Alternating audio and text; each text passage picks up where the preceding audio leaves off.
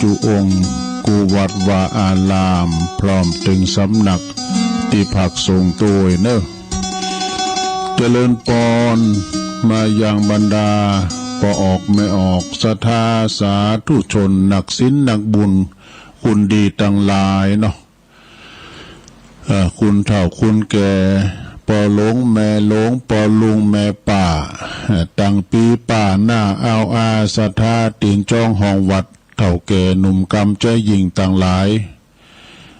ตอนบ่ายมา3 โมงปลายมาสักน้อยก็มาฟังรายการสารธรรมยามบ่ายเนาะซึ่งก็ดำเนินรายการโดยตนตัวแห่งอาตมาภาพเก่ากับผมตุลุงนันชัยวัฒนาคาเสโนเจ้าเก่าเจ้าเดิมจัดรายการอยู่บุญวัดพระธาตุดอยน้อยตำบลดอยหล่ออำเภอดอยหล่อจังหวัดเชียงใหม่ มาพบมาปะกันในยามบ่ายวันจันทร์วันการเนอะศรัทธามามาจ้ามาทำกันบ้านมาเล่าสู่จู้กันฟังเนาะบางทีก็เอาธรรมมาเทศพองมรดกธรรมพองธรรมบรรยายณโอกาสบัดนี้พองเลยนะสาธกยกนิยายธรรมนิทานธรรมมาเนาะก่อนอื่นนั้นก็ต้องขอบคุณสถานีวิทยุในเครือข่ายที่เปิดหับสัญญาณรายการธรรมภาคช่วงตอน 15-17 นาฬิกาขอบคุณสถานีวิทยุขึ้นธรรมะของชุมชนวัดห้วยตองซัก FM 98.75 เมกะเฮิรตซ์เนอร์ขอบคุณสถานีวิทยุคณะสงฆ์อำเภอฝางจังหวัดเชียงใหม่ FM 100.25 เมกะเฮิรตซ์ขอบคุณสถานีวิทยุเพื่อการศึกษาพระพุทธศาสนาการศึกษาและวัฒนธรรมวัดไฟหิน FM 104.50 เมกะเฮิรตซ์ขอบคุณสถานีวิทยุมนต์เสียงธรรมวัดบุพารามอำเภอแม่แจ่มเนอะ FM 106.25 เมกะเฮิรตซ์ขอบคุณสถานีวิทยุบ้านทุ่งเรดิโอ FM 89.50 เมกะเฮิรตซ์จากอำเภอสันป่าตองแล้วขอบคุณที่เพิ่นฟังทางระบบทางเฟซทางไลน์ YouTube ก็ดีก็ฟังกันไปเนาะมาปะกันวันนี้พรามวาปินวันเดินเก่งแห้มบันฮือคำวันนี้วันตักบาตรเตโวเนาะแต่ว่านี่ก็ออกวาสาลาพระเจ้าไปปิ้นตีเรียบร้อยก็เข้าสู่ฤดูนากฐินธรรมะศรัทธาญาติโยมทั้งหลายฤดูทอดกฐินประจำแต่ละปีมีกาลการตานตามการไว้เวลา1 เดือ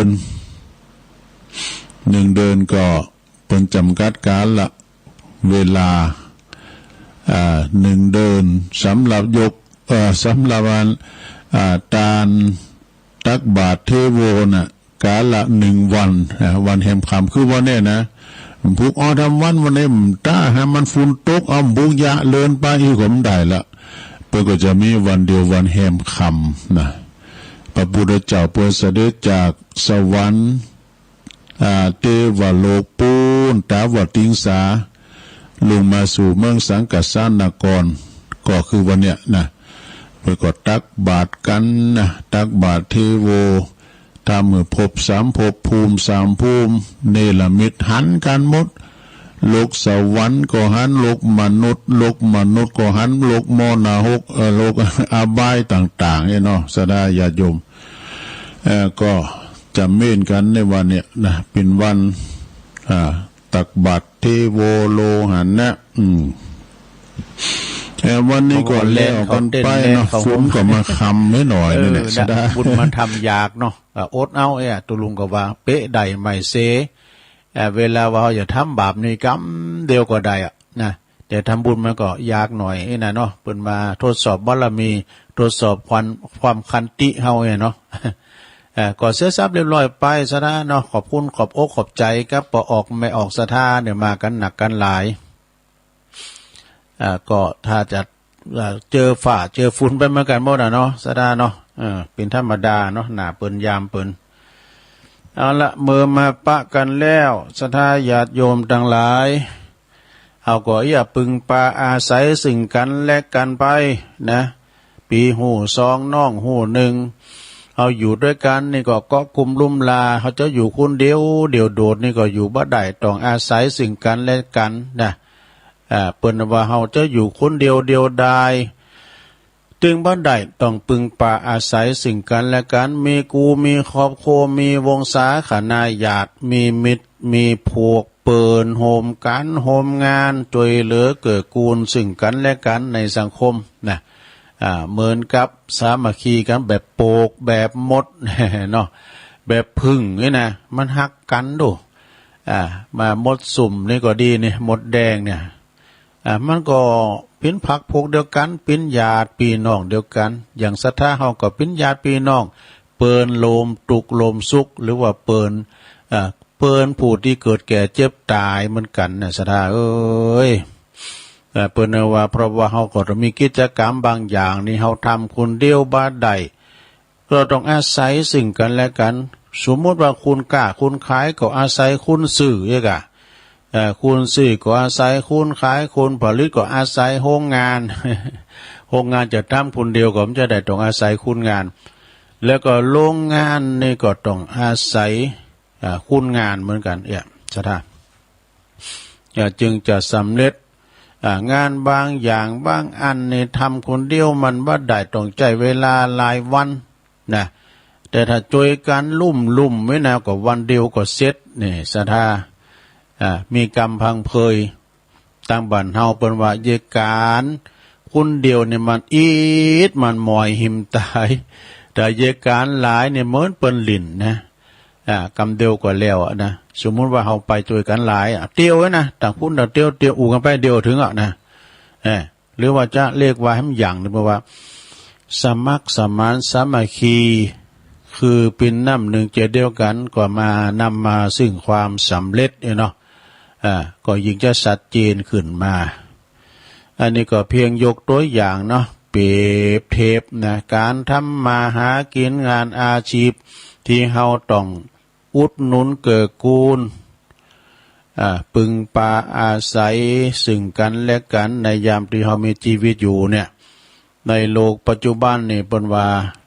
ช่วยกันในโลกปัจจุบันนี่แต่ว่าเวลาเฮาก็บ่จะสามารถที่จะติดตามไปสู่ปรโลกได้นะเขาของเงินทองสมบัติพระสถาน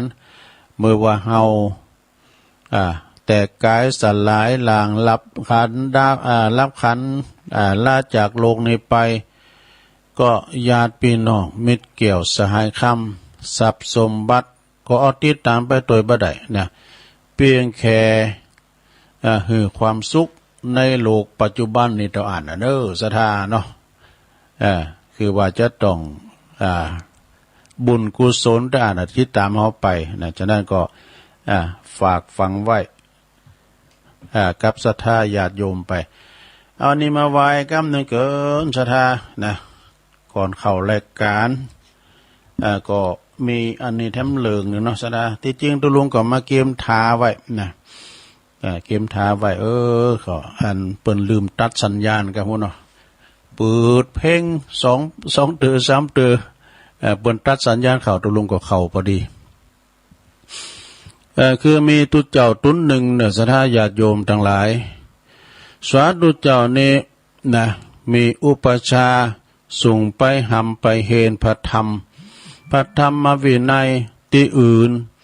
ต่อมาปลายหลังเนี่ยโยมบิดาเปิ้นคือว่าปอเปิ้นปอของสาธุเจ้านี่นะเปิ้นได้ป่วยว่าเวลาไก่ที่จะลงรับขันไก่ที่เปิ้นจะลุ่มหายตายจากนะก็ป่วยในเวลาไก่ตายเนาะเปิ้นก็มอบสตังค์มอบเงินไว้กับน้องใจ100 ตำลึง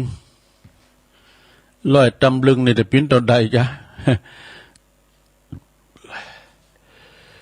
เปิดเอาไว้เหือนปินกามูลกาบาทแล้วก็จีวรแล้วบิดาเปิ้นก็ตายไปต่อมาปลายหลังนี่นะ เวลาสาธุเจ้าหนุ่มนั้นปิกมาถึงน้องใจก็ร้องไห้เล่าเรื่องให้ฟังอีพอเพิ่นฝากจะตั้งว่านี่ร้อยตำลึงเด้อนี่นะร้อยตำลึงนี่เพิ่นก็บอกว่าเอาไว้ซื้อบาทซื้อจีวรเนี่ยแต่ว่าตุเจ้าหนุ่มนี่ก็บอกว่าตุปีมต้องการตุปีมต้องการขั้นต่อมาไปหลังก็คิดว่าอยากจะซึก อยากจะซึกลาจากภาคกาสาวพัดเนาะหันว่าโอ้เงินร้อยตำลึงนี่เปิ้นเอาฝากไว้ที่น้องบ่าวน้องใจก็พอที่จะเลี้ยงชีพได้ก็ฮะไอ้ดูโอ้จะตั้งร้อยตำลึงนี่นะสาธุเจ้าเมื่อพวกตุหนุ่มเน้นหน่อยเขาทั้งหลายฮู้ว่าสาธุเจ้านี่เปิ้นว่าไข่ซิกเองกันเนาะก็ไปบอกให้อุปชาอาจารย์ก็จึงพาไปเข้าเฝ้าพระพุทธเจ้าพระพุทธเจ้าก็เลยตรัสถามว่าสิ่งที่จะเลี้ยงชีวิตของเธอน่ะมีแล้วหรือยังนะขอนมีเหตุออกไปต่างเนื้อต่างตัวได้สตั้งมี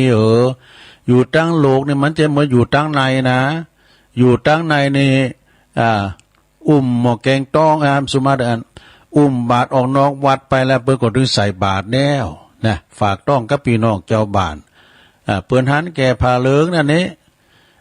เปิ้นก็ใส่บาทหยาดปกกันน่ะ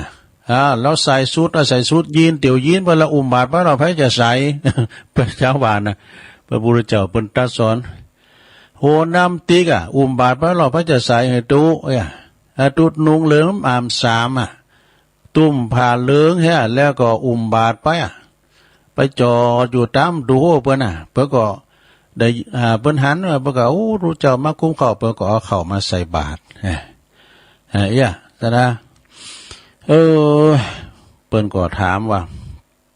คือดีแล้วกะเสตั้งมีต่อใดก็กราบทูลว่าข้าพระเจ้านี่คือดีแล้วพระยาค่ะแล้วก็พระพุทธเจ้าก็เลยตรัสถามว่ามีเงินเท่าใดเนาะถ้าถามว่ามีเท่าใดมีสตางค์อยู่100 บาท100 ตำลึงมี100พระเจ้าค่ะเนาะมี100 บาทพระยาครับเจ้าพระเจ้าค่ะจึงตรัสไปว่าถ้าอย่างอันเนี่ยเธอจุ่มน้ำเอากรอนกรวดหรือก่อนหินนี่นะซะนะเอาไปมาจำนวนเท่ากับสตางค์เด้อนะพันตู้เจ้าหนุ่มนะก็ตู้พี่หนุ่มเนาะมันตรงอะไรคุณอะไรตุนตู้เจ้าหนุ่มนั่นก็นำเอาก่อนกรวดก่อนอิฐก่อนหินนี่นะมอกลูกกุ้งเนี่ยกันเนาะเอามาลอยก่อนเนาะพระพุทธเจ้าก็จึงงานทรงจำแนกก่อนกรวดก่อนลูกหินนั่นนะออกไปเป็นส่วนก็คืออันนี้เก็บไว้กิน50 ตำลึงนั่นนะเอาหักออกมา50ก่อนกูดแล้วก็เอาไปซื้อโง่2 ตัวเป็นอยู่24 ตำลึง เกิดเป็นอย่างบ่อย่างได้แล้วก็เอาไปซื้อข้าวพันข้าวมาปลูกไปซื้อแอกนะซื้อจอบซื้อเสมซื้อขวานซื้อมุยเนาะรวมกันก็ทำ24 ตำลึงเด้อเมื่อจำแนกออกไปแล้วปิ้นอย่างแล้วเงินจำนวน100 ตำลึงไปปอมสังอันตัวมันปอนะเตียวยืนย้ำได้ด้วยนี่ พระพุทธเจ้าก็ตรัสว่าเงินของเธอนี่น้อยนักเด้อเธอจักทำหื่อตัณหาของเธอติมได้อย่างใดนะแต่มันปอนะพวกบัณฑิตในอดีตนั้นเปิ้นเสวยสมบัติจักรพรรดินะเปิ้นสามารถฝนตกมาหาแก้ว7 ประการกันนะตกลงมาติมพื้นดินตลอดถึง12 โยชน์สูงเป้งแอวนี่นะเขาของเงินคำสัมปติน่ะเกี่ยวแหวนแสนสิงนั้นแล้วก็ตบมือเพียงครั้งเดียวทั้งได้ขึ้นไปเสวยสมบัติพระอินทร์อยู่ตลอด32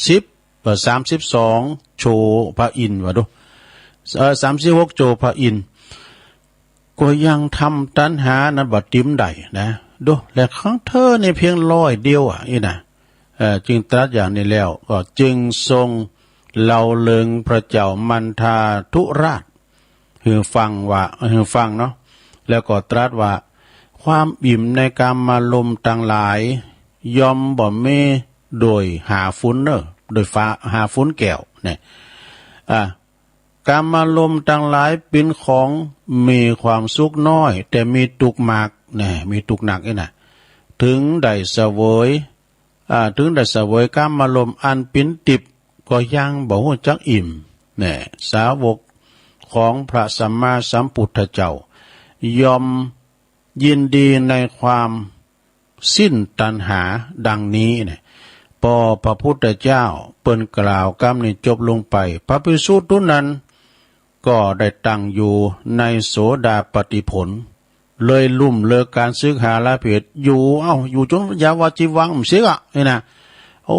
การว่าพระพุทธเจ้าเมื่อสตินี่นะโตจะเก่ากับผมในได้ศึกหาละเพศไปแล้วเนาะอย่าไปกามลำใหญ่เลย ก็เริ่มศึกษากรรมนี่นะเรื่องนี้เปิ้นก็จริงหันว่าถ้าพระองค์บักไก่ความถ้าพระองค์ถ้าพระตุเจ้าองค์ใดแล้วพระตุเจ้าองค์ใดโกความตุกในคารวาสแล้วนะก็หรือว่าหันโตดแห่งกิเลสตัณหาตุเจ้าองค์นั้นก็บ่ต้องซึกอันนี้ก็จบลงไปเนอะสนาเนอะก็ป้อมมนสักตะใดเอามาเล่าสู่จูกันฟังนะเกี่ยวกับตุเจ้ามีความกัดสันไข่ซิกอีนะสระญาติโยมพระพุทธเจ้าเพิ่นเตือนให้ฟังก็เริ่มซึกสักเตือนะอยู่ไปฟังไปเมตตาปาลุ่มไปนะก็ยังเพิ่นว่าได้กะวันนั้นในปีนั้นเมื่อแล้วเนาะปีนั้นเพิ่นบอกโอ้ผมหันรูปธรรมสัจธรรมเลยตุลุงผมเนี่ยผมโตซึกออกไปเนี่ยได้วัน2 วันไปป้าหมู่อันที่เปิ้นเคยไว้ผมคิงซิกบันไดมาเนี่ยโอ้กูเตอร์เพิ่นไว้ผมขาแม่บ่ายเนี่ยแล้วหันเฮาซิกเนี่ยผมคิงซิกมาเมื่อใดบัดนั้นเนี่ย มันเป็นคนละคนไหนเนาะหัวมันก็ไหนก็โต๊ะเก่าอยู่ในวัดไปก็ห้องตุปีซิกมาไปก็ห้องนั้นนี่ก็เป็นธรรมดาอันนี้ก็จบลงไปเนอะศรัทธาญาติโยมทั้งหลายตอนนี้ไปก็ศรัทธาเอาอันนี้มาวาทำกรรมหนึ่งก่อนก็ยังคึมอยู่นะศรัทธาเนอะอากาศนะว่ามันปินเหมือนกันนะยังห่อนโอมอยู่เนอะเจ้านี่ก็อันตกมาก็พอให้พอดีมันมอกพอลำคาญเนี่ยอินดูเปิ้นเนาะตินดูเปิ้นที่เปิ้นมาวัดมาวากันมาทักบาตรญาติโปกกันมีหำอย่างนึงในศรัทธาคืออันนี้ก็กำเนิดเนาะสุราเมลัยมันปิ้นจัดได้ก็ลองฟังพอแก่งอมแก่เงาไปได้ลงเด้อออกว่าศาลาพระเจ้าแล้วงดมา3 เดือนก็งดไปตลอดสำดีเนาะนะ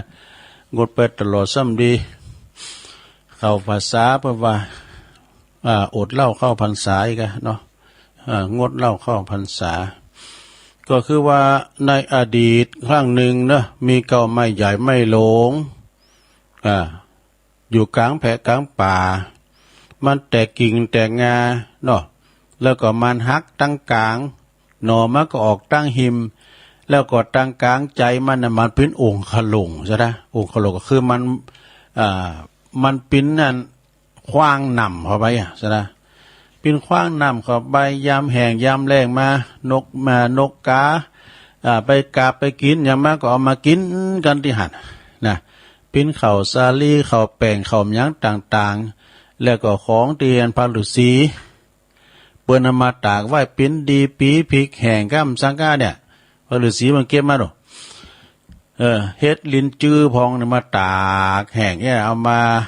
ก็นกมูนี้ก็บดีไปกาบเปิดมานี่แล้วก็มากินเกี่ยวก็หาเตียนควางนะ มาเกี่ยวมากินก็หันแล้วก็มันตกมันมักมันมุมหันเนาะเวลาว่าฝนตกมาหนาแรงมามันก็น้ำมันเต้าพอเราก็มือนะซะนะก็ไม่มือเนี่ยบนเต็ดมากึ่งมากลางนะแล้วก็มันเป็นคว้างเข้าไปนะ ย่ำหน้าแรงมานะสะถ้าม้ามันโหด ม้ามันนึงไรซอพอกันมันมีควางน้ำมันกินนะโอ้ยินกันละ ไปกินน้ำดิฮะอันนี้ก็เหมือนกันเนอะปรากฏว่ามันมักมันหมูมันนะมันก็เลยปิ้นแกดปิ้นอย่างนี้กันเนาะมันก็อย่างแป้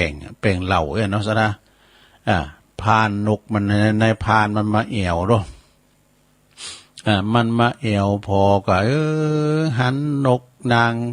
หันนกก็ดีมากินแล้วก็รับไปวะรับแล้วก็ตื่นมาวะ หันอีวอกอีลิงมากินแล้วก็ตินวิดวะหันปิ่นจะล็อกตีลังกาช้ำเตยก็แลนขึ้นก็ไม่แล้วก็แลนลงมามีปิ้นปีกปิ้นหางนกก็บินขึ้นไปก็บินลงมามิดหมอนกันมีความสนุกสุขเสริญกันว่าเฮ้มันเป็นน้ำสังเนี่ยนะน้ำอมฤตกะเนี่ยนะในพานเนี่ยก็สังเกตพอนกตัวนั้นกินแล้วก็ตายแล้วก็คืนมันจะตายแล้วมันคือมันกินหนักไปกันเนาะ มันอยู่ เมื่อหันปิ้นอย่างอี้แล้วเนาะนายพรานเนี่ยก็ลองไปจิ้มหัวละบ่าเนี่ย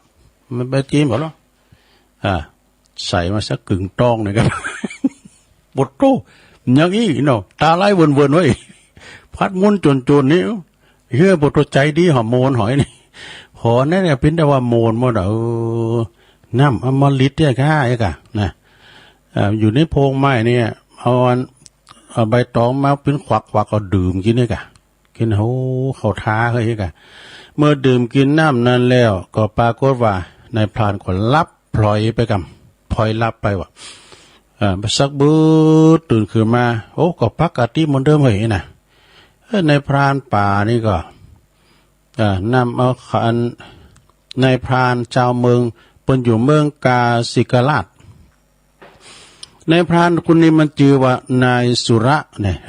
สุระโดผ่านมาหันจึงดื่มเข้าไปกันเลยกินก่อนสีโนสีโมนมานะสีโนสีโมนมากินเข้าไปจนจากนั้นก็เมาจนขาดสติยืนฟ้อนลำทำเพลงว่านายพรานนี่กินไปแล้วเนาะเดี๋ยวชื่อว่านายสุระนี่นะเข้ามาแล้วกินจากนั้นก็กินแล้วก็ขาดสติยืนฟ้อนยืนอยู่ที่โคนไม้ฟ้อนลำทำเพลงปิ้นตาดีมนดีงานเก้าไม้ไหลหลุด ตาลายผู้หญิงเขาท้าได้ในห้องเพลงเยอะเกินวันพาสุระนะเมื่อได้สติแล้วก็ตักเอามาเนาะใส่ถุงแซวใส่ถุงอันไม้หน่อย มาถึงก็อันป้าใส่ซุ่มมันมากระต๊อบตีผักของพระฤาษีวะพระฤาษีนั้นก็ชื่อว่าวิรุณะนะพระฤาษีนั้นจึงใส่ชื่อว่าสุราชื่อว่าสุรานะจากนั้นก็นายสุราเนี่ยก็ฤาษีให้หน่อยมันดิเอาให้หน่อยมันดินะลองฤาษีก็ใส่ในปุตโตตาไล่ฝืนพัดมุนจนเลยปุตโตกำนั้นพระฤาษีติดใจว่าซะนะก็เลยจึงซึกออกมาเนาะซึกออกมาแล้วก็ไปขายน้ำไอ้นะตุ่มเหล้าบ้า ไปตุ่มเหล้าขายว่ะในสุรายนะไป ไปเข้าบอกว่านายสุราบอกว่าสุรานี่ไปถึงบ้านในเมืองใดทำมือบ้านเมืองนั้นพินาศปินเวลาบันนานว่ะพินาศในใจเวลาเหมือนซะหน่อยปรากฏว่าเจ้าบ้านเจ้าเมืองอยู่กันอย่างร่มเย็นเป็นสุขรักษาศีลห้าได้ใส่ไอ้ปู่นี่ไปแล้วปุตโตเป็นว่าเดือดร้อนกันว่ะนะโพแม่เปิ้นอยู่กันดีๆก็เคยบุบเคยตีกันนั้นตัวปัจจัยใส่ซะหน่อยแล้วเอาแล้วหาเรื่องเลย พิษเทงกันว่ะปิ้นแม่ปิ้นเจิงกันเนี่ยนะทำมือแตกสะบั้นหันแหลกกันนะจนเมื่อมาถึงเมืองนครสาวัตถีเนอะนายสุระกับอันหนานฉันสมมาใจหนานอันพระฤาษีที่เป็นสีก็ไปนะ ราชบุตรหันว่าแมวกินน้ำนี่แล้วตายแมวตั้งแต่กินน้ำแล้วตายหมายความว่าคือไงนะก็เลยแจ้งให้พระราชาเนาะพระราชาจึงสั่งจึงหาว่าสองคนเนี่ยปรุงยาปิดด้วยกันพระราชาก็จึงสั่งให้ประหารเอาไปประหารทั้งสองท่านทีแต่เนี่ยมันมีแต่เนาะแต่เมื่อหมดฤทธิ์เนาะสุราแล้วแมวตัวนั้นก็คืนมาเนี่ยเตียวดุมๆอย่างเดิมเลยดอกเมื่อหูว่าอย่างนั้นแล้วก็อันนี้ใจยาปิดพระราชาก็จึงคิดว่าจะลองดื่มพอกันเนาะโตตอนนั้นเต่าสกัดเทวราชเนาะก็กลัวว่าพญาเจ้าเมืองจะติดอกติดใจจะติดอกติดใจแล้วนำไอ้สุรานะจะเกิดความหายันหนักไปหำหนักด้วยกันเนาะปรากฏในละมิตรกายนะแสลงเป็นคู่มาบอกคือพระราชาว่าการเต่าสกัดเทวราชมาก็มาอ่านก้อนอันพระราชาว่านะอันสุราเมรัยใช่น้ำเปล่าอย่ามัวเมาดื่มเล่นเช่นน้ำฝนไม่ว่าเหล้า สุมาเลยว่าอย่าอินอย่ามาอ่านก้อนเต่าสกัดเทวราชไม่ว่าเหล้าหรือเบียร์พาเสียคนประสบผลกับความชั่วมัวหมองใจนี่หมดค่าเหล้าเท่าไรไม่เคยหวั่นรอถึงวันชีพดับเพราะตับแข็งหากวันไหนไม่ได้กินแทบสิ้นแรงคอทองแดงอย่างฉันรอวันตายเพิ่นว่าอิ่มนั่นนะพญาเจ้าเมืองก็ได้สติขึ้นมาพอดีนะโอ้ปรากฏว่าน้ำอันเหล่านี้เป็นน้ำอมฤตเผาที่ไหนเนี่ยแตกกันที่หัน เจ้าเตก็หูปอมหูจักลูกหูจักปอน่ะป้าหานี่จบโฉกนายป้าเอาข่าวปวดห้องปิ้นไอ แตกทับกันแล้วก็เลยทำเหมือน ทำเหมือนจานบ่มีความละอายเนาะต่อสิ่งที่ปิ้นบาปทั้งปวงเมื่อพระราชา ได้ฟังเต่าสกัดเทวราชหือสติดังนั้นแล้วก็เลยหือไปทำลายเนาะสั่งให้ไปทำลายภาชนะอันหมอตุ่มเหล่านะทุบขวางหมด แล้วก็มาสมาทานศีลห้ามีมาสมาทานเอาศีลห้าจากสุราน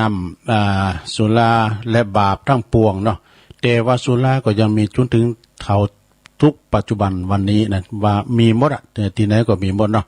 เนี่ยในกาลต่อมาพระราชาก็คือพระสารีบุตรพระอานนท์ในกาลบัดนี่แหละตัวส่วนว่าเต่าสกัดเทวราชนั่นก็คือนะองค์พระตถาคตนั่นเองขอคิดสอนใจเลยนี่สุราทำให้คนขาดสติยังคิดเนี่ยจบลงไปซะนะก็จบลงไปเน้อสถานเน้อ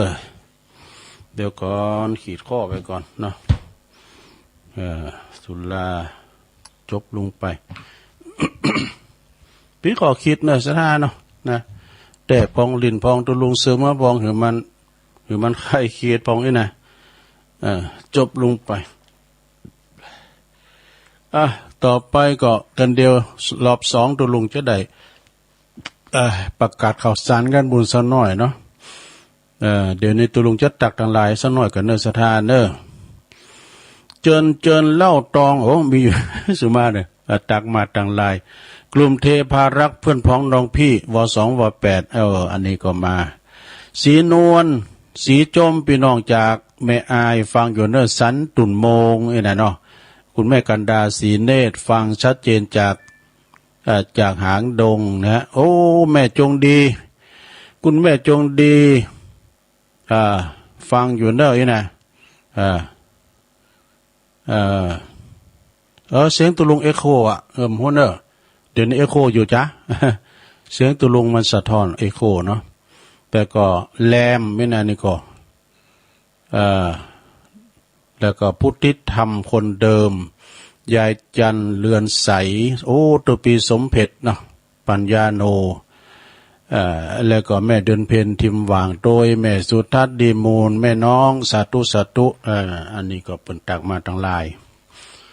ตอนนี้ไปตุลุงก็จะเปลี่ยนบรรยากาศสักกรรมเนาะแล้วก็จะยอบย่างชงแรกแล้วก็มักต่อชงที่สองแล้วก็จะได้มาเราเข้าสารงานบุญพองสังอย่างเนาะตามแบบสบายไปวันนี้วันอังคารถ้าจบตุลุงแล้วเนาะก็รายการอื่นก็จะมีมาแล้วก็สถานีเฮาก็จะถ่ายทอดเสียงตั้งแต่18 นาฬิกาเป็นต้นไปเนาะที่พักสงฆ์เหล่ามนทากันต่อไปเนาะเช็คคืนเช็คสายแจ้งผลการหับฟังอยู่ตั้งใดฝุ่นตกวันนี้ไปทำบุญตั้งใดอีน่ะเนาะ0899555606อีน่ะเนาะลองเช็คกันเข้ามายังมืดอยู่เนอะสุดศรัทธาเนอะนะฝ่าฝนเนี่ยเป็นวัตมาทำลูกนึงเตกะมาตันกา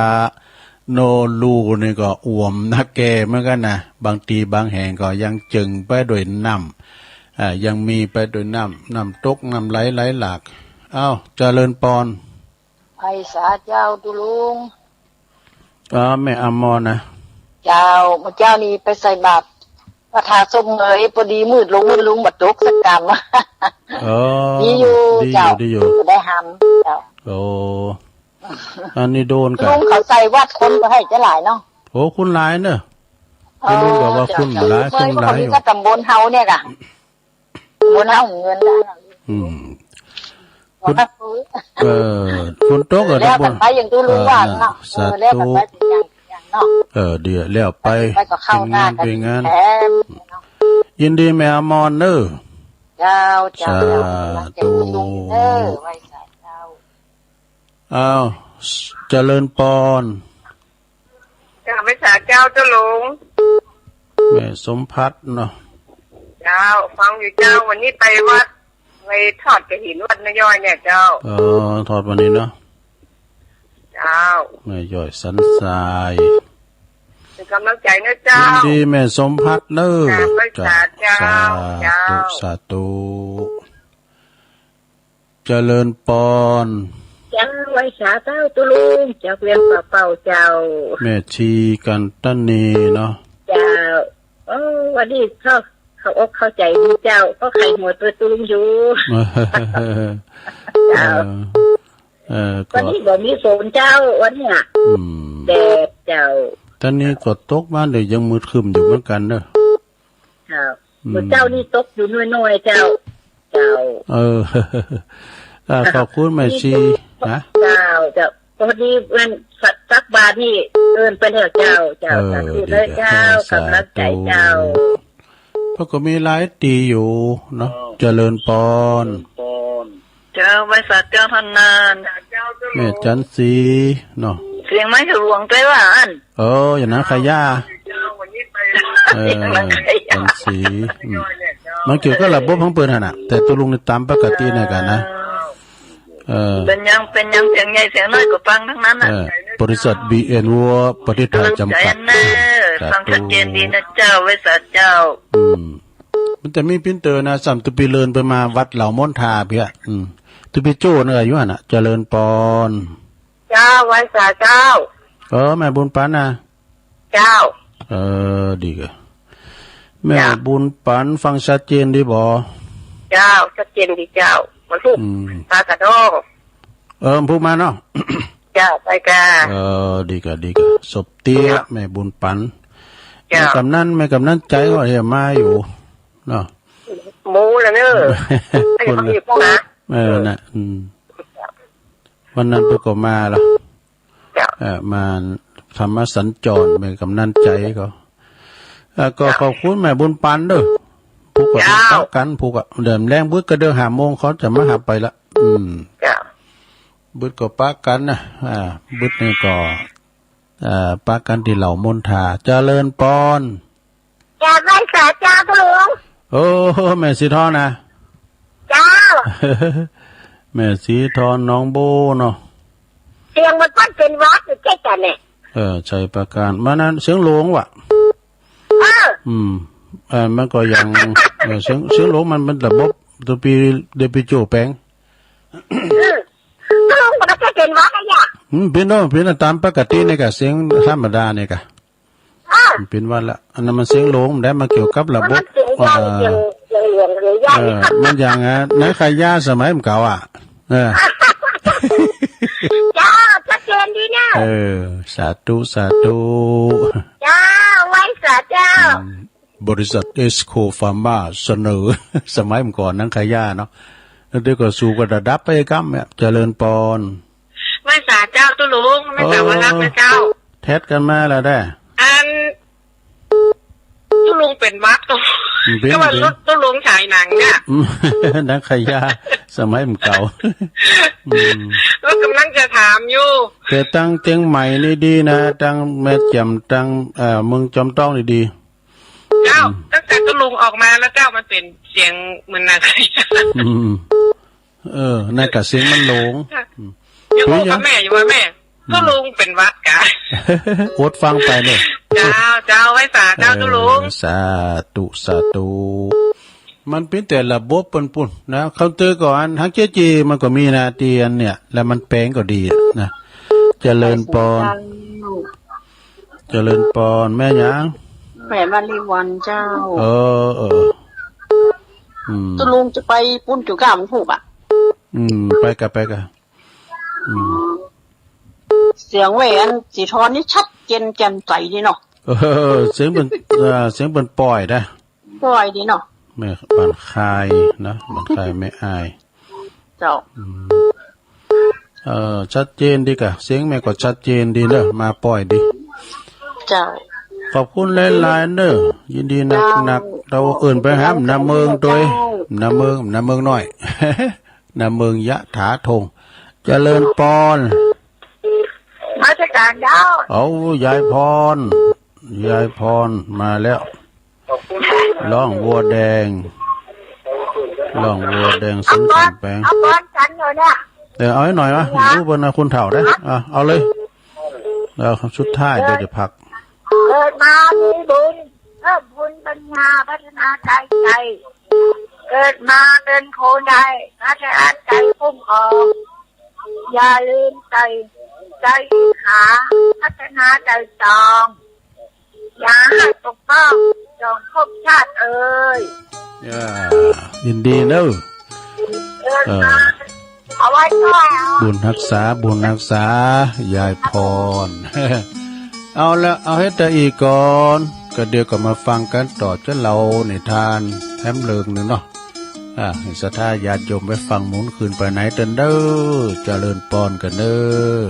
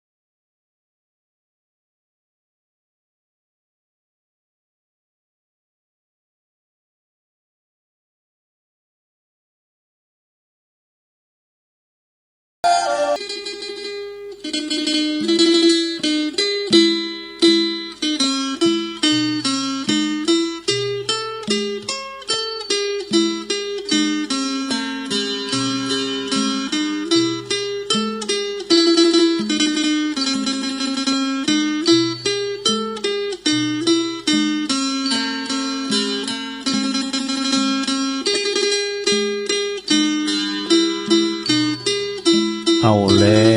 วศรัทธาญาติโยมทั้งหลายตุลุงก็พักจิบน้ำจุ่มคอมาเตียวไปเตียวมาหยุดสิ้นหยุดสายมาปะมาปบกันแถมช่วงหนึ่งเนาะสุดท้ายมามาจากันแถมในบรรยากาศคลึ้มเนาะคือบดมืดเรียกอะเนาะก็จะมาเตอะการเฮาแล้วลงโซ่ละ โอ้ปินตุกกับพันเนนเทนน้อยเขาหามยังขึ้นลุงรถขึ้นร้องบุญมันติดแต้มไม่ก็มานะขึ้นดอยลุงดอยก็พอดีศรัทธาคนดอยน้อยเพิ่นก็ปิ้นกันดิโจยกันนะต้องขอบคุณเด้อพี่น้องศรัทธา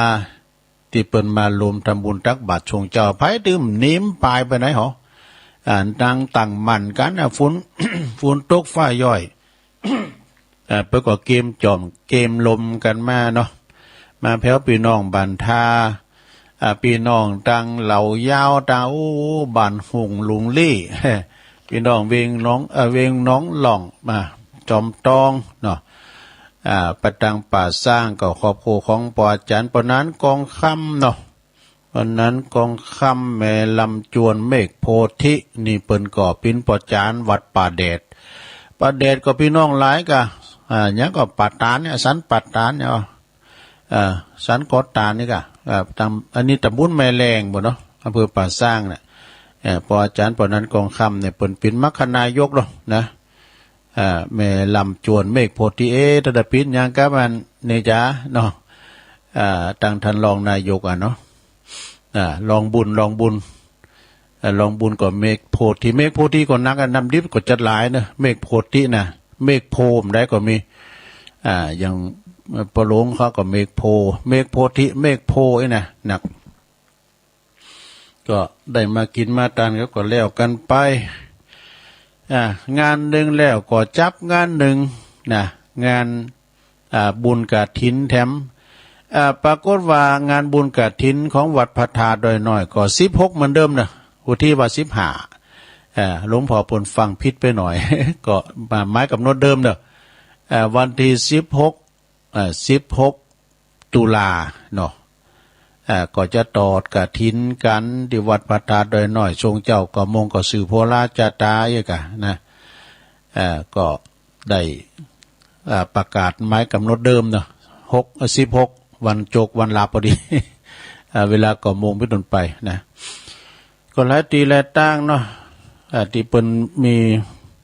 กฐิน200วัดแถมเนอศรัทธาญาติโยม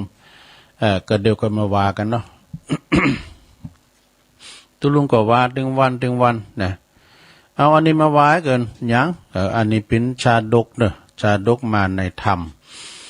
พระอาคิทัตตะปุโลหิตนะออกโบสถ์โดยลำพังเนี่ยจะปิ้นจะได้ก็ลองฟังพอซะนะญาติโยมทั้งหลาย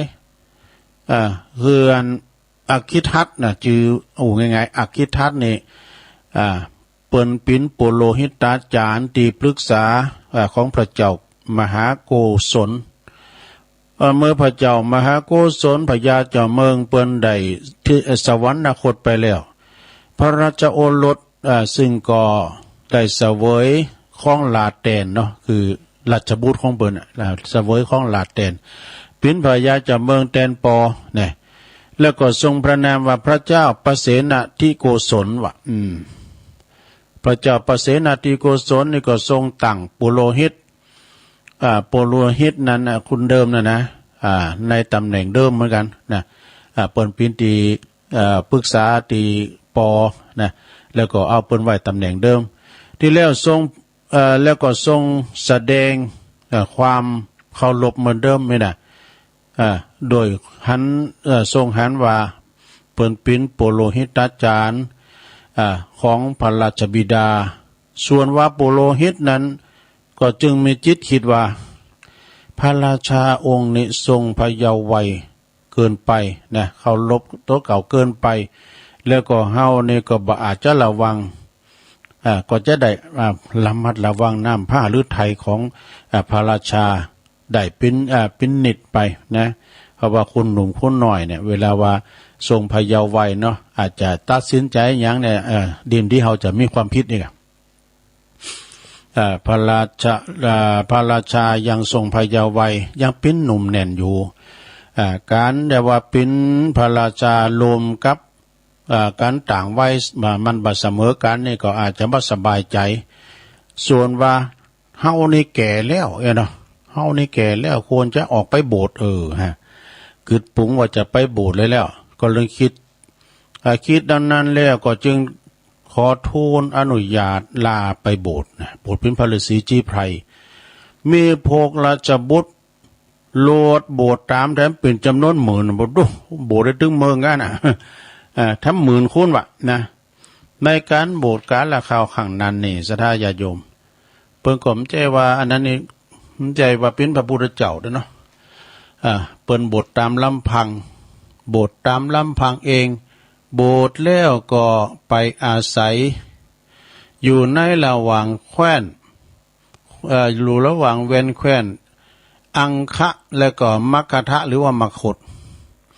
กับกูลุนะต่อกันได้ฮือโอวาทแก่ศิษย์แก่พวกศิษย์ว่าถ้าพวกใดเกิดกรรมวิตกเป็นต้นก็ฮือปากันเด้อคุณเอาสับเอาทรายคุณเอาทรายนั่นนะมาเทลงไว้ที่นี่เด้อเห็นน่ะเอาทรายมาเทลงไว้ที่นี่พวกศิษย์ทั้งหลายก็กระทำตามเด้อนะเวลาเกิดกรรมวิตกเป็นต้นก็ตามคำสั่งของอาจารย์สั่งจุปการในการละต่อมาไปหลังเนอะศรัทธานะจึงได้มีกองทรายนั้นใหญ่ขึ้นสูงขึ้นนะมีพญานาคมีพญานาคมาคดรอบพระเจดีย์ทรายพญานาคนั้นก็มีชื่อว่าอาหิชตะนะพญานาคนั้นนะมีตนหนึ่งมีชื่อว่าอาหิชตะก็ไปตีวงแหวนของเจดีย์ทรายคือค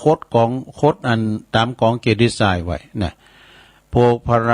พวกชาวอังคะหรือว่ามัคคทะมัคคตชาวกุลุก็ไปถวายทรายให้แก่พระโพกันนักบวชพวกในใดถึงวันทุกวันทุกเดือนอาคิดทัศน์นะก็สอนให้ลูกศิษย์ลูกหาทั้งหลายว่าท่านทั้งหลาย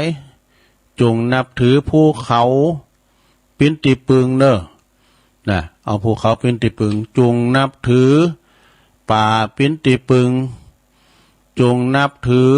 สวนบ่อลำไยอ้ำใจสวนลำไยนั่นมันเป็นเศรษฐกิจพวกนี้จงนับถือสวนเป็นสวนก่อนนะปินติปึงเนอะแล้วก็จงนับถือป่าไม้พินติปึงอันนี้เอาพินสารนาติปึงบ่นะแล้วก็จึงได้ป่นจักจะได้ป่นทุกทางปวงว่ะทางที่สอนไปพวกลูกศิษย์ก็เหมือนกันหมดสอนเหมือนกันหมดนะสอนลูกศิษย์ลูกหาพอดีในการละต่อมาในพระพุทธเจ้าของเฮานี่บังเกิดขึ้นในโลกแล้วนะสมณะโคดมของเฮาพระพุทธเจ้าเฮาบังเกิดขึ้นแล้วในโลกนะเมื่อทรงเล็งหันอุปนิสัยของพวกอาคิทัศน์นี่ว่าจักสำเร็จอรหันต์อยู่เน้อนะเพราะว่าเขาก็ปฏิบัติแต่ว่ามันถูกตั้งนิดหน่อยก็เลยพอดีว่าจะได้เป็นพระอรหันต์อยู่เด้อนะการมาฟังธรรมพอถึงเวลาเย็นจึงตรัสสั่งหือกับพระโมคคัลลาแน่หือไปทรมานเนาะไปทรมานพวกนั้นเนาะหือเปิ้นเขาหูเข้าใจนะพระโมคคัลลาก็จึงไปบันดาลให้ฝนตกหาใหญ่ฝนตกหาใหญ่หมดงามไตไฟไหม้ตูบหมาหอนหมาเห่าคือเราเดือด อุปสรรคของการเขากำก่อนตุลุงยังว่านะครับเขากำมันมีอุปสรรคหาอย่างนาสะดามหยังพองฝนตกหาใหญ่หมดงามไตไฟไหม้ตูบหมาหอนหมาเห่าขี้เราเดือด แต่ทางเฮานี่มีเนาะมีไผเดือดฝนตกหาใหญ่แล้วสะดาตกลงว่าอยู่ในเตียนของโพกนั้นนะฝนตกหาใหญ่แล้วโพกนั้นก็จึง พากันเข้าไปอยู่ในบรรณศาลาของตนหมดที่นี่พระโมคคัลลาก็จึงได้ไปปรากฏที่ในตูปนะอันที่ประตูพระบรรณศาลาของอคิทัตนะคือโหนาบ่นะแล้วก็เรียกชื่อของอคิทัตเอ้ยอคิทัตเมื่ออคิทัตได้ยินเสียงเรียกชื่อจึงว่าคิดว่าในโลกนี้มีไผมันเคยมาห้องชื่อเฮานะถ้าคุณนั้นมาห้องชื่อเฮาถูกต้องนะจะธรรมดาเลยนะจึงออกมาว่าไผมาห้องเฮานี่นะไผมีไหนปรากฏชื่อออกมาเราไผจึงถามออกไปเนาะอันนั้นไผโมคคัลลาก็เลยตอบว่าโมคคัลลาก็ตอบว่าเฮาเองอคิทัตเฮาเองนะจึงถามว่าธุระหยังมีธุระหยังนี่นะ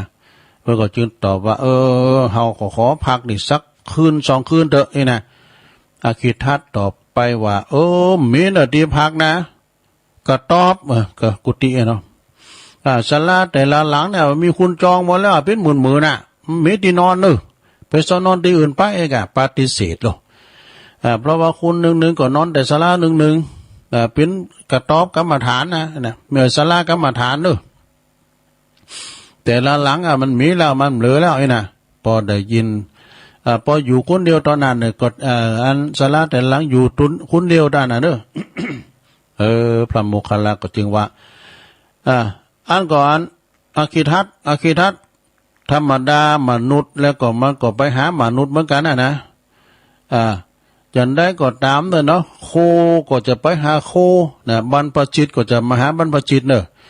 เฮาก็เป็นเจ้าหมู่เดียวกันเนาะอย่าไปปฏิเสธเฮาเลยเฮาจะขอนอนสักคืนได้นะนะคือที่พักแก่เฮาเถอะอีกอคิทัตก็จึงถามว่าตัวท่านนี่เป็นบรรพชิตแล้วหรือหรือเป็นคนธรรมดาก็จึงตอบมานะเฮาก็คือบรรพชิตเนอะนะอคิทัตจึงว่าถ้าอย่างนั้นท่านบรรพชิตบริขารของท่านมีไหนนะบริขารบาทยังหมู่นั้นมีไหนของท่านมีไหนอยู่ที่ไหนอันโมคคัลลาก็ตอบว่าบริขารเขาไปมาตัวเหี้ยมไหนอยู่พวกอยู่วัดพวกนะบาทจีวรเนี่ยแต่ถ้าจะถือบริขารแยกกันออกปิ้นอย่างเที่ยวไปในที่ต่างๆมันก็จะลำบากพิการลำบากค่ะผมมาตัวเก็บไว้ปุณตีเก็บไว้เดือนกุฏิปุระ อาคิทัตได้ อาคิทัตเปิ้นก็ได้ฟังแล้วเนาะ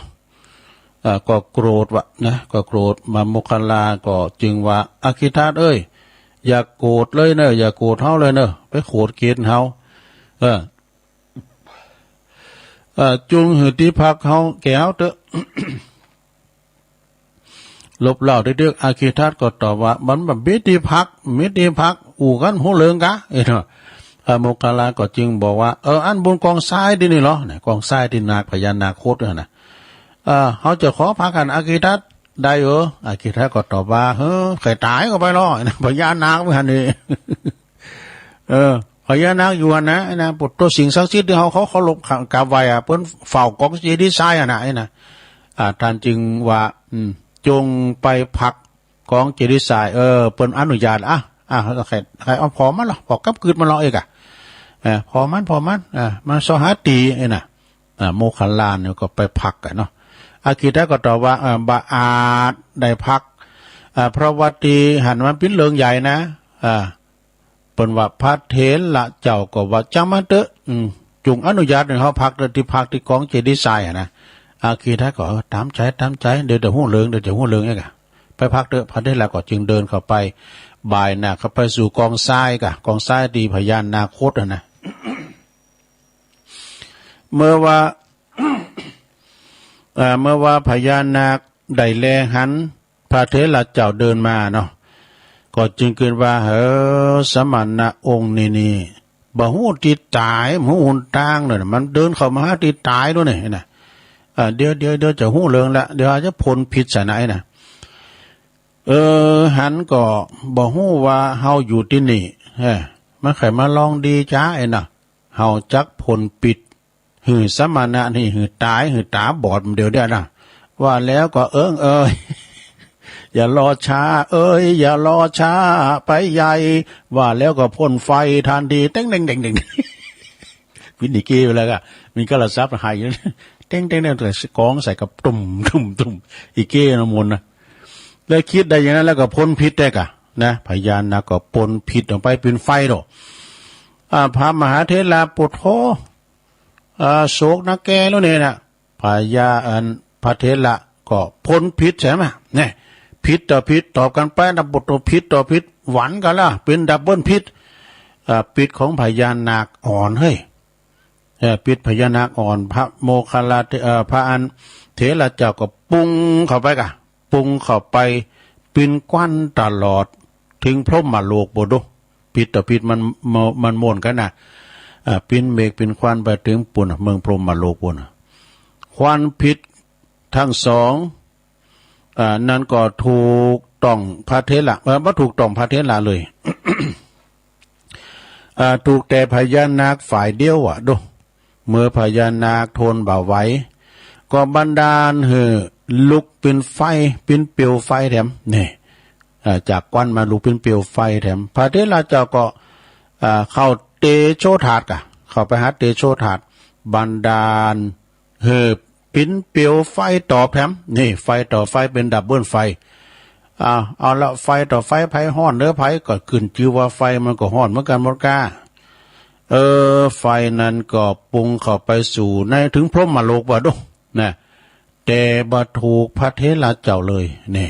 ถูกแต่พญานาคฝ่ายเดียวดูข้างนั้นตัวพญานาคนะตัวพญานาคโอ้กุนแน่นถึงสองฝั่งเพิ่นไปพอวันบ่องไฟพญานาคห้อมหันแหละนะปุ่นเมืองอีสานแต่ข้างนั้นตัวพญานาคเป็นเหมือนกับถูกไฟเผาหั่นโดนไฟเผาละนะโดยคบเพลิงหมู่พระฤาษีทั้งหลายหันก็ยืนพอน่ะบทโตแข็งทื่อน่ะก็เข้าใจว่าพญานาคเนี่ยโทษถ้าเอาชนะพระโมคคัลลาเถระเจ้าแล้วเนาะถ้าจะเอาชนะได้แล้วนะแล้วเมื่อพญานาคสู่บ่ไหว้ยอมแพ้แล้วเอาล่ะตกใจล่ะพญาต่างฤาษีทั้งหลายก็จึงไปนิมนต์พระเถระเจ้าเนี่ยมานางบุญกองทรายดูโอ้เป็นว่าเจ้าในตุนพิเศษเนอะขนาดพญานาคที่เขาเคารพนับถือนะมีฤทธิ์มีเดชขนาดไหนยังก้านทันอยู่นะได้นะเขาก็มาหันมาเคารพนับถือพระโมคคัลลานะกว่าจะทรมานได้มาปิ้นโพของพญาของสมณโคดมต้องเหือโตที่เป็นมีฤทธิ์มีเดชอย่างโมคคัลลานะโมคคัลลานะเนี่ยโตสามารถดำดอยลอยหวยดำดินสามารถขึ้นไปบนอากาศดับไฟหมดหกได้ดูแล้วก็พญานาคนั้นก็แผ่พังผ่านเตากับปราสาทว่ะดูเมื่อการนั้นแผ่พังผ่านเตากับปราสาทขึ้นมาเบื้องบนพระเถระเจ้าตลอดทั้งคืนเนี่ยคือว่ากันเมื่อฝนตกแผ่พังผ่านปุ๊กห่มเส้นเก่าของพระโมคคัลลาไว้เจ้าขืนมาพวกโมฤาษีก็รีบมาดูกันโอ้หันว่าพระเถระเจ้านี่นั่งอยู่บนกองทรายแล้วก็พร้อมกับพนมมือขึ้นไหวเนอะพร้อมกับพนมขึ้นไหวถามพระสมณะท่านพระสมณะพญานาคบ่เบียดเบียนทานเลยหรือเพิ่นครบทานกะเนี่ยพระเถระเจ้าก็ตอบว่าพวกเธอทั้งหลายหันแล้วเนาะหันหรือยังเนี่ยพญานาคนั้นได้แผ่พังพานปกเก่าเสนโหของข้าพเจ้าปิ้นภาษาดบังกังแดดลุ่มฝนคือข้าพเจ้าเบื้องบนหันพวกทันได้หันแล้วก็อัศจรรย์ใจจึงปากันยืนล้อมอยู่นี่ในขณะนั้นนี่ก็พระพุทธเจ้าของเฮาก็เสด็จมาปรากฏโตทันทีนะพระเถระเจ้าก็เลยรีบลุกขึ้นยืนตอนรับหนวดถวายบังคมพวกฤาษีก็เลยถามว่าอันนี้ช่ำใหญ่หรือทานเลยกะเนาะสงสัยเนาะก็ท่านก็จัดเน็ตแล้วนะท่านก็บอกท่านก็108แล้วเนอะอันนี้ซ้ำ109อันนี้แหละคือปอครูของเฮาเป็นอาจารย์ของเฮาเนอะนะโมคคัลลาก็ว่าอันนี้เป็นพระพุทธเจ้า เป็นพ่อครูเฮาได้แต่นะเฮาเป็นลูกศิษย์ของเปิ้นนำกล้ามหนึ่งส่วนว่าพระพุทธเจ้าก็เลยเสด็จไปนั่งอยู่บนกองทรายเนี่ยพวกฤาษีก็ยิงปากันนึกว่าอัศจรรย์ใจแท้ๆอัศจรรย์ใจแท้ๆศักดิ์สิทธิ์เนอะศักดิ์สิทธิ์เนอะอย่างนั้นไปยืนประนมมือไหวเนี่ยพระพุทธเจ้ายืนประนมมือไหวพระพุทธเจ้าทั้งที่ยืนอยู่ก็มีนางไหวก็มีนะพระพุทธเจ้าก็จึงถามพระอาคิทัตนะพระอาคิทัตว่านี่ในอาคิทัตเอ้ยเธอสอนพวกสาวกพวกอุปถากของเธอว่าอย่างไรอาคิทัตก็กราบทูลว่าก็ข้าพระเจ้าก็สอนข้าพระองค์ก็สอนเขานับถือภูเขานับถือป่าไม้นับถือสวนลำไยนับถือสวนแล้วก็นับถืออุทยานนับถือต้นไม้ใหญ่สิ่งเหล่านี้คือถึงเฮาป้นทุกทั้งปวงใดว่าด้วยพระพุทธเจ้าก็เลยตอบว่าทำอย่างอันบ่ถูกเนออาคิทัตเนี่ยผู้ที่นับถือ สิ่งเหล่านั้นเป็นติปึงเนี่ยยังบ่ป้นตุกเด้อเนอ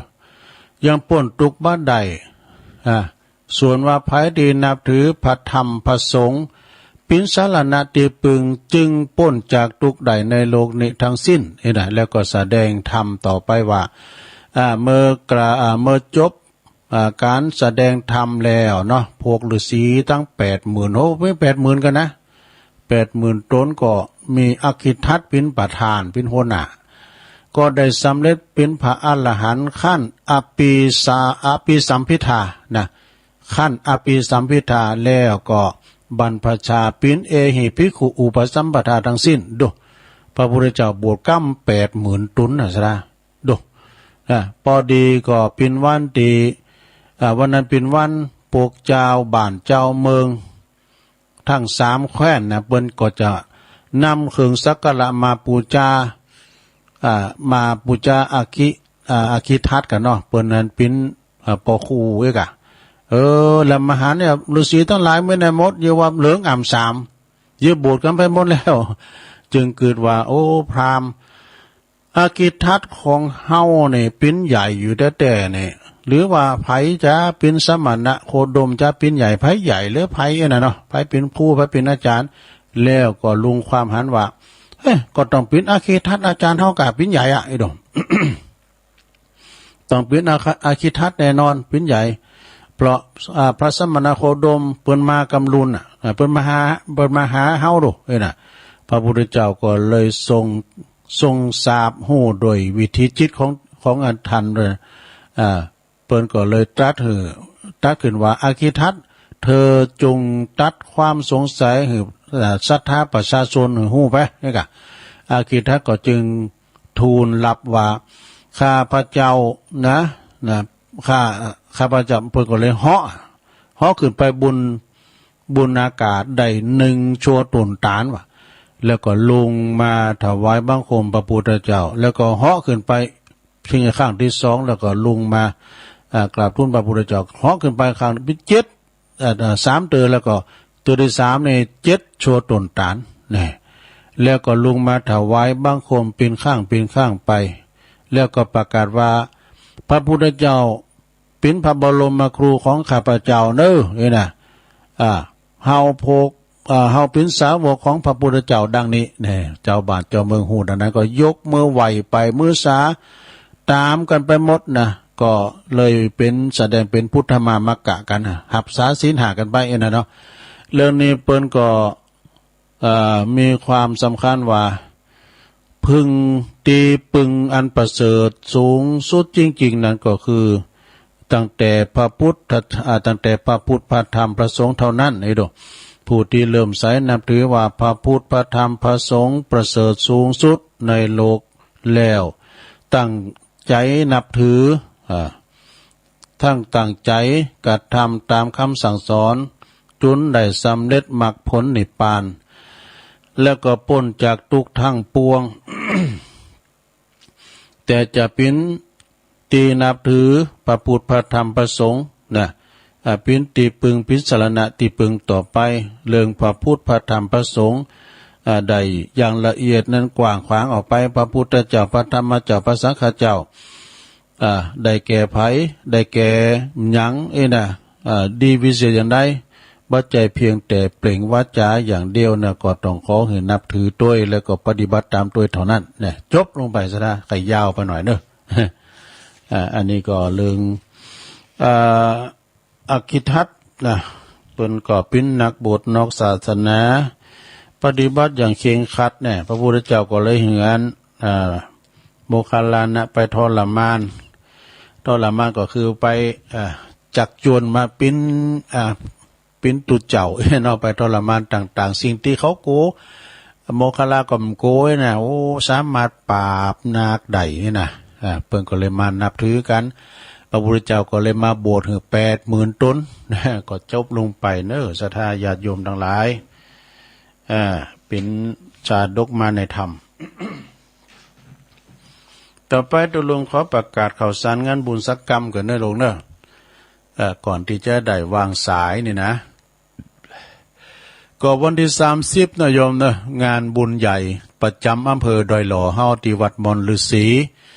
เพิ่นจะมีการถวายทานองค์กฐินโต๊ะข้าง200 วัตต์เนอะ200 วัตต์นี่ก็โดย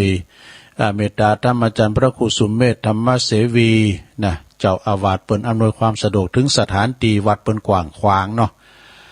ก็มีท่านนายกอบจคุณพิชัยเลิศพงษ์อดิศรนี่เป็นประธานฝ่ายฆราวาสแล้วก็มีพระเดชพระคุณเจ้าประคุณสมเด็จพระมหาธีราจารย์กรรมการมหาเถรสมาคมวัดเจตุพลวิมลมังคลารามเปิ้นก็ฝ่ายสงฆ์เด้อ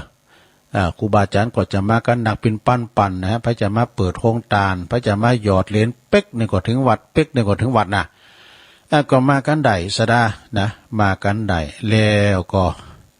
มาจอมบาทกันนะพระจะมาเปิดโครงตาลเพิ่มเติมก็มาพระจะมาขายขอบขายโคก็มาในวันที่30 ตุลาเนอะที่วัดม่อนฤาษีสำหรับวันที่29เนี่ยก็เป็นของวัดม่อนฤาษีเนอะวัดม่อนฤาษีก็คือว่าเปิ้นจะทานกฐินเงินล้านสร้างเมนวันที่29สถานจะมาจอมบาทวันที่29เลยก็ได้นะเปิ้นเปิดโอกาสเนาะแล้วก็วันที่30นะก็ตั้งแต่ 8:00 น 9:00 นเป็นต้นไปเนอะมาเจ้าให้หน่อยเนาะวันนั้นก็ครูบาอาจารย์จากไม่อายเพิ่นก็มา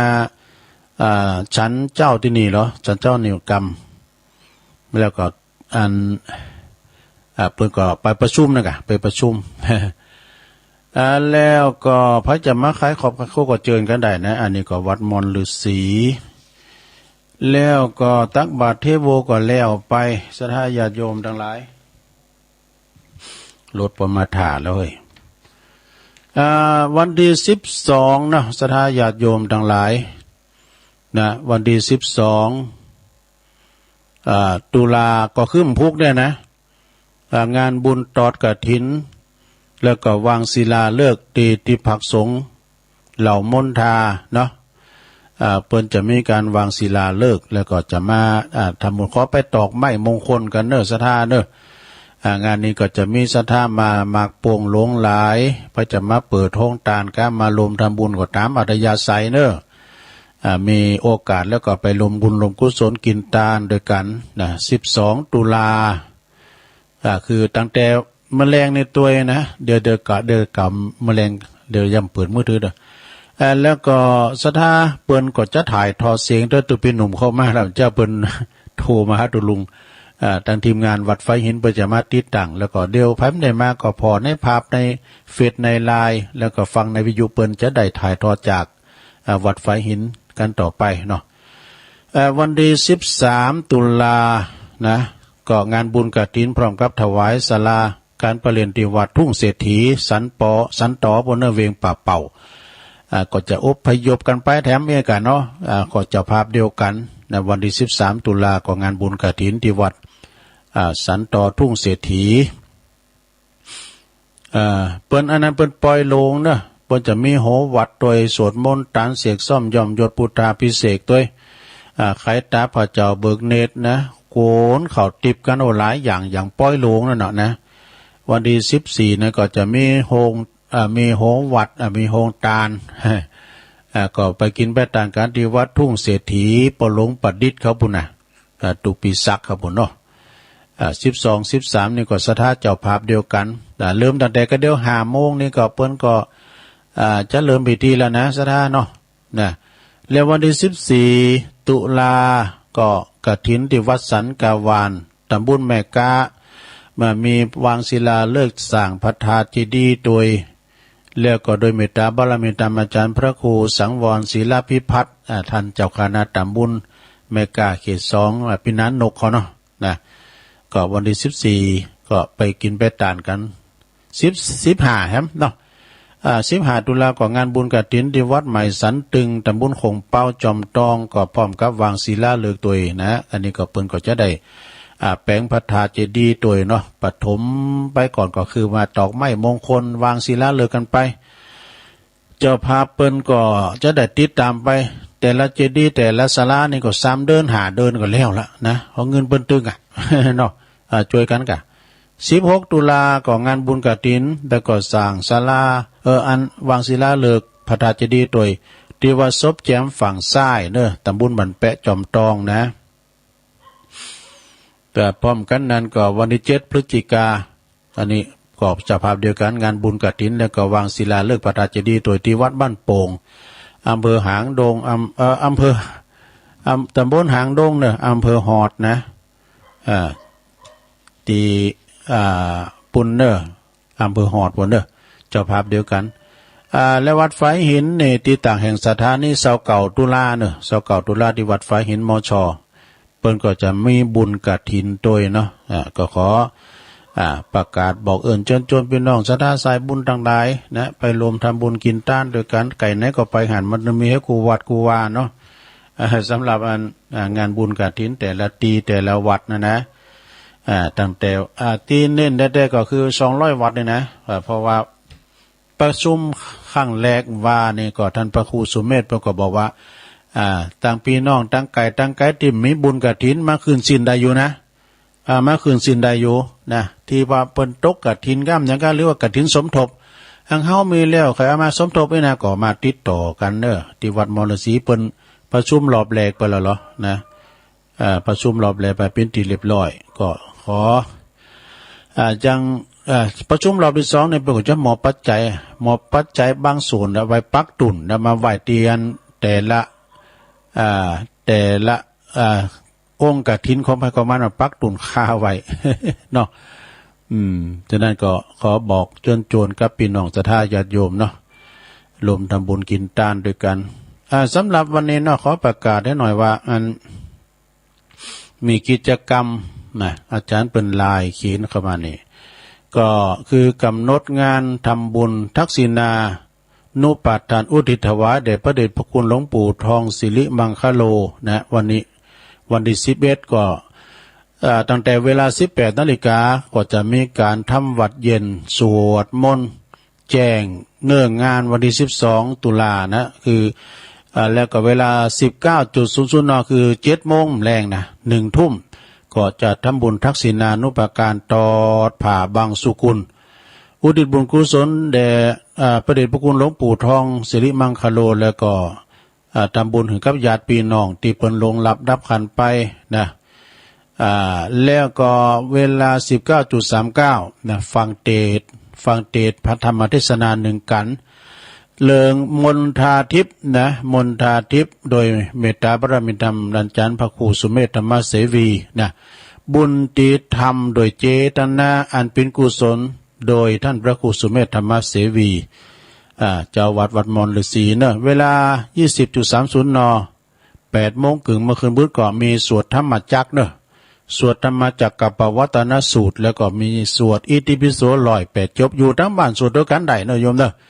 อยู่ทั้งบ้านตั้งจองสวดด้วยกันได้เวลา 21.30 นก็แผ่เมตตาอธิษฐานบุญเป็นเสร็จพิธีนะ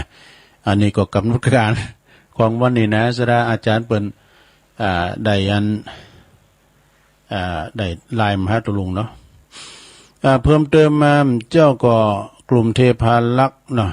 แม่ครูทองคำที่วงคำตัวเจรพีพันธ์นะฮะจากปุ้นฝางตัวนะทักเข้ามาต่างลายเนาะ แต่เจ้าก็มีแม่อมรทาดอยขังโทรมาพิสัยแหลกแม่สมผัสแม่ย่อยสันทรายแม่จีกันตนีสายยะจากเว้งป่าเป่าแม่จันสีสุขาจากแก่งโหลินฝาง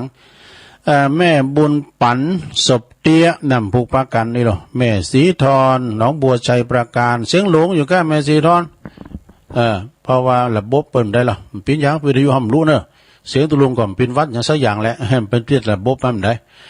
แม่สวรรลักษณ์ชัยประการแล้วก็แม่มริวันพี่ข้องานจากแม่อายบันคาย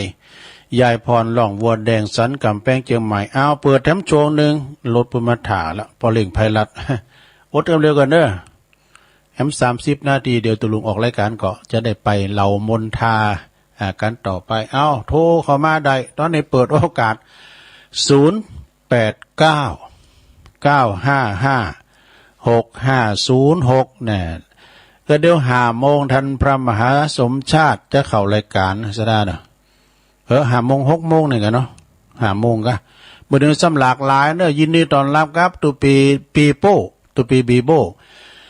ทิติวัดทิตเมธีอันปินตุหลงสมปานเจ้าวัดนะบั่นวัดศรีจุมวัดศรีจุมโพธารามนะเปิ้นได้มาเข้ารายการในคืนนะเจ้าตี 3นะของวันอังคารเด้อตี 3 ถึง 5 โมงเนาะทุกวันอังคารเนี่ยฟังตุปีบีโบอันนี้เปิ้นโอ้หลากหลายเด้อมีความสามารถปิ้นเวียนตาลใดนะเวียนตาลใดนี่หลักนิมนต์ครับครับโอ้พระพุทธเจ้าเขานี่พระมหาโมคคัลลาเขานี่กวนว่าเปิ้นจะทรมานได้เนาะทีแรกบอกคือเปิ้นพักก็ที่นี่มันกีดมันบ่พอนี่พวกขอพักของตายพักงานพญานาคมาขจายกะพญานาคมีท่านเสียอันในที่สุดพวกเขาชนะได้พระพุทธเจ้ามาแล้วซ้ำว่าโอ้อันนี้ใหญ่กว่าท่านก็พ่อครูเขาลูกในที่สุดก็ยอมหมดยอมบวชเป็นอรหันต์หมดเป็นสาวกของพุทธเจ้าหมดครับผมเด็กกำหนึ่ง80,000กันนะแน่แก่กำหนึ่ง80,000นะดอกเลี้ยวจ่อยเต้ๆละแม่นครับตะกี้ก็ขอสุมาเนอะมาได้ลาลุงแล้วก็โคนกระตกแต่แม่นๆก็ไม่ได้ตักตายกันเดี้ยก็เลยว่ามอบเว้นไปเคียนไม้เหือแล้วก็มุกก็ไปอยู่เดือนเปิดทางกลางแถวพอดีก็ได้ท่านอาจารย์มหาสมชาติมาพอดีก็เลย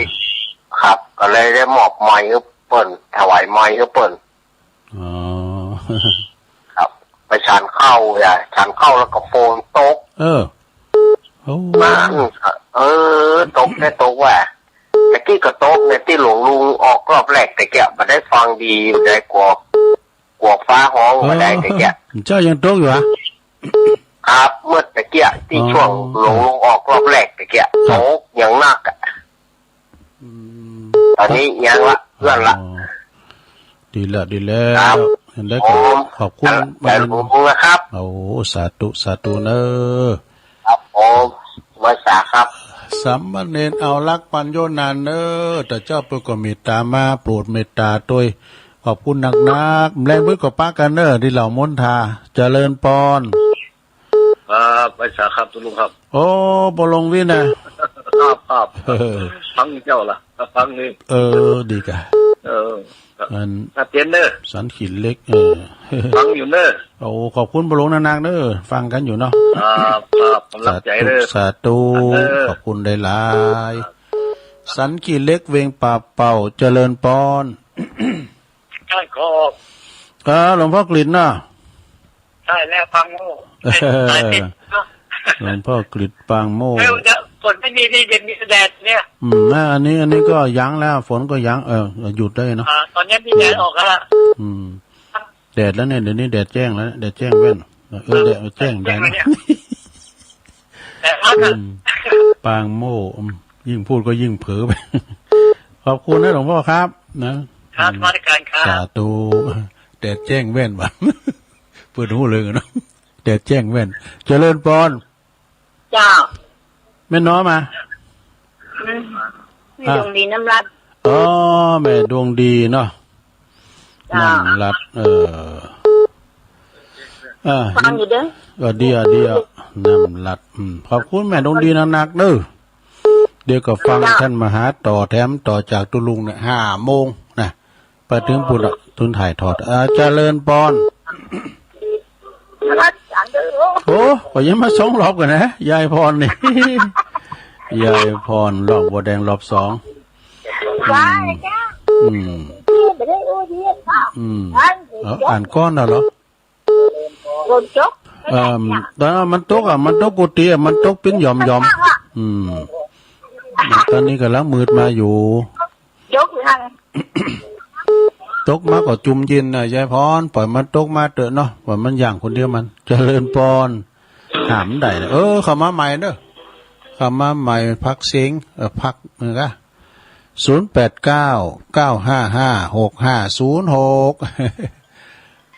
โทรกันเข้ามาศรัทธาญาติโยมทั้งหลายเมื่อว่าโทรกันเข้ามาแล้วกันเดียวเฮาก็จะยอบย่างก็เดี๋ยวก็ฟังรายการอื่นต่อไปแล้วก็ทำบึดก็ไปอันหมุนคืนไปไหนเด้อตลอดคืนเนาะนะบึดสวดธรรมจักรด้วยกันสวดธรรมจักรแล้วก็มาสวดอิติปิโส108จบปีนี้เปิ้นจัดเด้อปักตั้งเจริญ11ธันวานะเจริญปอนภาษาครับท่านปอลามน้องโบน้องโบเอาหน่อยนี่เหรอฝนมันตกเอาหามเรื่องฝนหน่อยละปอลามฝนมันตกไม่ได้ไปแต่ว่าบทตกตักบ้านตกเลยนะกะแต่ว่าตักบ้านตรงบ้านไม่ก็ตกก็ฆ่าน้องโบจะน้ำไม่เนี่ยก็อันตักบ้านเทโวนะกะเอาหน่อยแล้วเรียนเกียรติทีสลีองค์พูดท่านได้เสด็จลงมาเป็นภาพ1 งานวันออกพรรษาสู่สังกัดนาคราและถาเขตห้องนิดหมายกระจายเกิดกล้องปฏิบัติคันลอง10 ไว้วันเปิดโลกาสถานะท้ายอีที่นิดได้สัตว์พันสวรรค์นรกมนุษย์ผ่านกันซึ่งปัจจุบันเป็นวันบุญกว้างใจเนี่ยสลีวิถีบุญสร้างตักบาทเทโวโลหานะการลาธนาครูบาสังฆสามเณรน้อยท่านมาโปรดเมตตารับเป็นที่ปัตตาญาติโยมจะทาเตรียมมาจากบ้านอยู่เข้าพิขาวันตากาวต้านจิตใจเบิกบานเส้นซอยขันจิงสุมาจัดหาเรียบร้อยทูกเทียนดอกสร้อยมาลาก่อนการเตรียมไว้บ่ได้กังหาทำบุญกันนาสุขขาเป็นต้อยอย่างกองกังวานกังสดานหิง่อยขบวนทยอยเคลื่อนย้ายน่าคือพุทธาสังขาต่อท้ายขยมกับอ้ายโดยมาจะทาแยกย้ายโคตรคล้ายจอหานั่งยืนหน่อยยาพิจารณาไปห้อยยืนแนวแถวไกลเลี้ยงไปเป็นถ้อยจดจ่อรอคอยสังฆะศิลนาตัดจ่ายเตรียมไว้สปะหลายสิ่งว่าอันดีงามเข้าตอกดอกไม้เทียน2 ทูป 3เข้าสุกเข้าสารเม็ดงามฟัดเป็นผงน้อย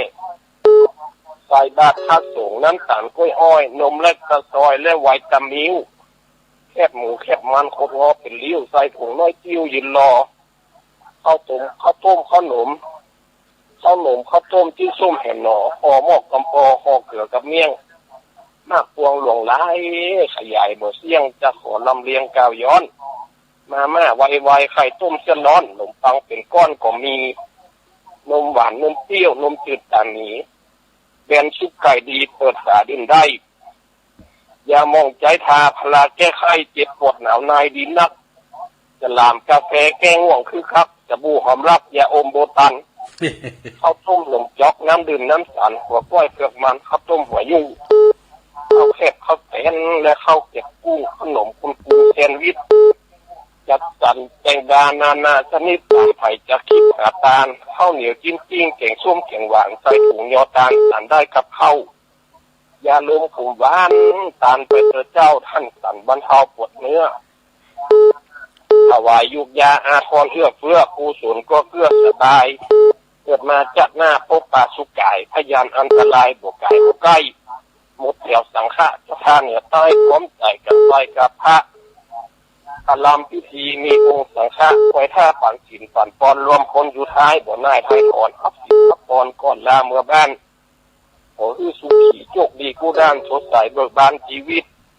ตักบาตรร่วมกันสัมพันธ์ผูกมิตรทั่วแต่ละทิศหนีใจหมู่เขาเจ้าข้าปีหน้านัดหมายปีนี้บายอายุวันโนสุขังตะลา สาธุโอ้ยินดีมาลามเด้อตัวเขาทาปีหน้าเอามาใหม่เด้อปีหน้าจะขอจดนะ เขาทาเด้อปลามก็ขาหนองโบเปิ้นมาอ่านข่าวจ่อยมาอ่านข่าวตักบาทเทโวเนาะโอ้แต่เจ้าในแม่ครูซอเปิ้นก็มานะแม่ครูซออันแม่จุมบัวจุมอินถาเอาแวบเดียวเนี่ยเปิ้นไปอยู่ตั้งลุมเดี๋ยวว่าได้ถือเปิ้นซอสักหน่อยปีหน้าก่อนเนาะแม่ครูบัวจุมอินถาแม่ครูซอเปิ้นก็อยู่ตรงฟ้าโบสถ์นี่มันได้นะปีไอเก้าเพิ่นอยู่เนี่ยตีนน้อยเนี่ยเป็นกรรมการวัดพนาดอยหน่อยเพิ่นมากูปีนะแม่ครูซอนะลูกแม่ปิ่งเจริญปอนไม่สานดาว แม่อยู่ตรงใดแก้วเต็มตองคงเปาโมสิเอเจ้าแม่แก้วเนาะคงเป้าฟังมาการผู้โทษผู้ใส่ผู้ว่าหลานผู้หมู่ยังกับแม่หมู่11หมู่11แม่แก้วคงเป้าจอมตองเนาะถ้าว่าสู้ก็จะปล่อยไปได้ปล่อยแล้วก็ท่านไปวัดปรมณฑลมาละว่าละมนต์ธรรมพุ่นนี่โอ้คุณแน่นหนาได้มานะมาตอกไม้มงคลกันแล้วก็บ้านโศกก็มีอันนี้มาเอาอยู่น้ำบ้านฟังก็ได้นะเอาตำปูนก่อนบ้านเฮาปิ้นหมอก่อนเนาะเป็นหยังสาธุเป็นหยังว่ากันนะมาได้ก็ดีถ้าม้ำได้ก็ฟังรายการไปเนาะรายการของเปิ้นก็จะมีตึงภาพตึงเสียงบัดนี้ตุเป็นหนุ่มเขาเปิ้นมาแล้วดอกเปิ้นจะมาถ่าย